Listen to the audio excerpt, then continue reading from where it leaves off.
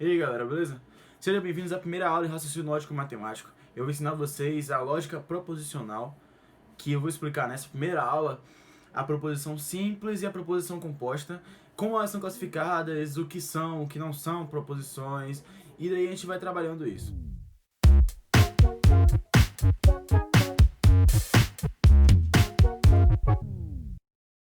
Para ensinar a proposição para vocês, eu vou primeiro conceituá-la. Tá na tela que proposição é uma declaração que possui verbo, expressa um sentido completo e pode ser classificada em verdadeiro ou falso. O que é que isso quer dizer? É que precisa que seja uma oração para possuir verbo, precisa que expresse um sentido completo, pois deve ser declarativa. Uma proposição deve ser declarativa. O que quer dizer? Que ela tem que ser informativa, ela tem que apresentar uma informação. E daí a gente já vem para o nosso terceiro elemento, que é o valor lógico. O valor lógico é poder definir algo como verdadeiro ou falso. Tendo um conceito, a gente entra nos três princípios da lógica proposicional. A gente tem a não contradição, a identidade e a exclusão do terceiro termo. Em ordem, o que significa? A não contradição diz que uma proposição não pode ser verdadeira e falsa ao mesmo tempo, ela deve ter somente um valor lógico. A identidade, que é o que, em provas de concurso, pois esse assunto cai em concurso, não é nosso foco aqui, mas cai, diz que uma oração, uma proposição que é verdadeira, ela será sempre verdadeira. E uma proposição que é falsa, ela será sempre falsa. Isso se confunde com a não contradição, mas ainda assim são conceitos diferentes. A exclusão do terceiro termo. O que é a exclusão do terceiro termo? É ainda sobre o valor lógico. Porque o valor lógico que a gente tem é verdadeiro, os valores lógicos que a gente tem é verdadeiro, falso. E quando a gente fala em exclusão do terceiro termo, é esse terceiro cara que é o que fala talvez, pode ser, ou qualquer coisa do tipo. Porque só pode ser realmente classificado em verdadeiro ou falso, nada mais. E daí, a gente tendo o conceito e também os fundamentos, que são os princípios, a gente pode trabalhar com o que não é proposição.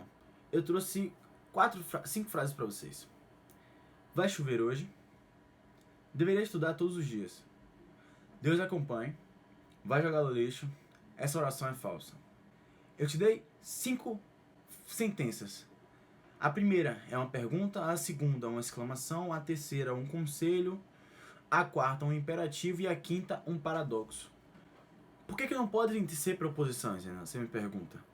Porque uma pergunta, eu não posso classificar uma pergunta como verdadeiro ou falso, você entende? Somente a resposta dela poderia ser verdadeiro ou falso. E aí vem, deveria estudar todos os dias. É uma exclamação, é mais como um conselho. Tá aí nessa ordem, mas é mais como um conselho também. Então o que é que acontece? Exclamações não podem ser, pois nós não temos como classificá-las como verdadeiro ou falso. Ele não necessariamente deve estudar todos os dias, entende? Então não é verdadeiro ou falso. É mais leva em conta a subjetividade. É como se a gente desse um adjetivo a algo e outra pessoa questionasse, mas ela não tem como questionar, porque não tem como exatamente dizer que aquilo é verdadeiro ou falso. E daí, vem, Deus acompanhe. Deus acompanhe. Não é uma proposição, a gente não pode classificá-la como verdadeiro ou falso, ainda que acompanhe seja um verbo.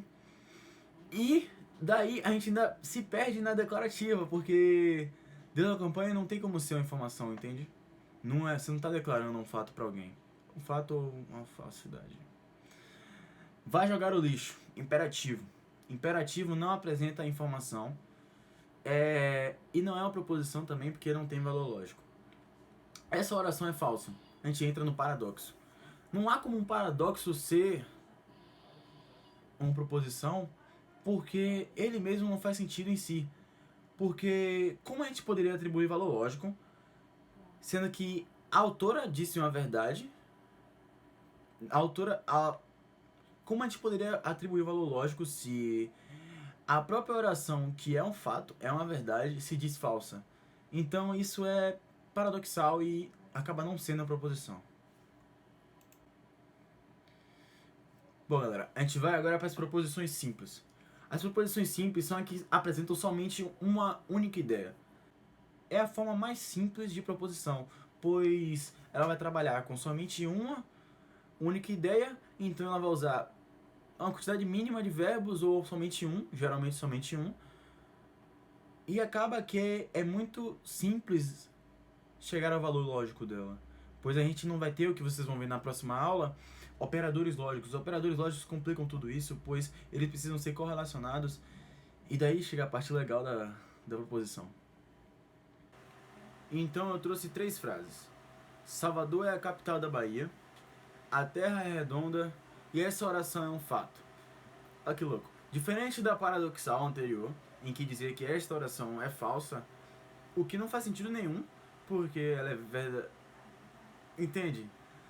Então acaba que essa oração é um fato.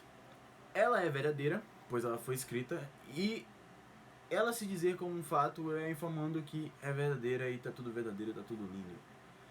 E daí vem a Terra Redonda. Por mais que a gente não vai conversar sobre isso, sinceramente.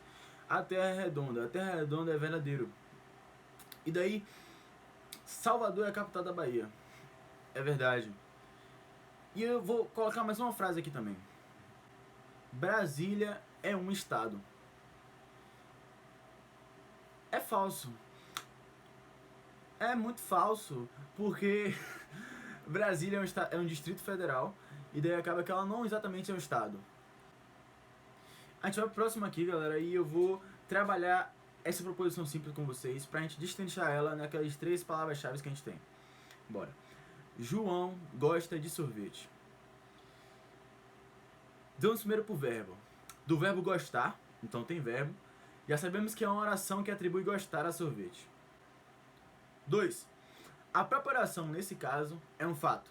A informação que ele gosta desse alimento, então é declarativo. 3. Essa sentença tem sim valor lógico, porque João realmente gosta de sorvete. E ele não está afirmando um adjetivo baseado em subjetividade, que é a exclamação que a gente estava falando antes.